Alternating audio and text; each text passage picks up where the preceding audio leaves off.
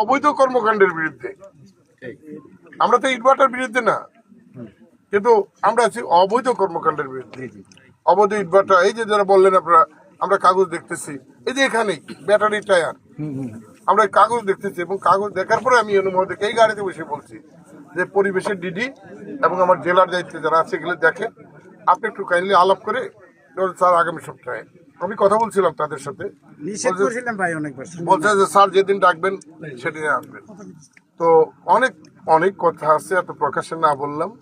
যদি এলাকার পরিবেশ ছুট না করে গোয়ার তিমি করে মাস্তানি করে এগুলো করার দিন গেছে গা, ওটা আওয়ামী লীগের আমলে চলতো, বিএনপি তো চলতো, কিন্তু আমি যতদিন বেঁচে আছি ততদিন আশা করি এটা চলবে না। এই আস্থা তোমরা রাখো।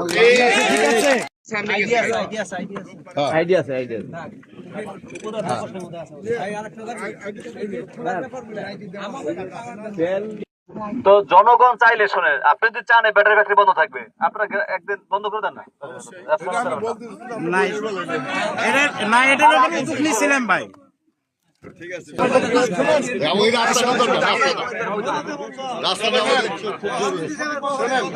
যারা বলছেন বুঝতে ভুল করবেন না, আমরা কোনো মব করবো না, বিএনপি কোনো মব করে না। আপনাদের এলাকার মানুষ সংবাদ দেন, এলাকার মানুষ ক্ষতিগ্রস্ত আমাদের করতেছে, আপনারা মানববন্ধন করেন, মানববন্ধন করেন আশেপাশে, ঠিক আছে? বাকি দায়িত্ব আমার,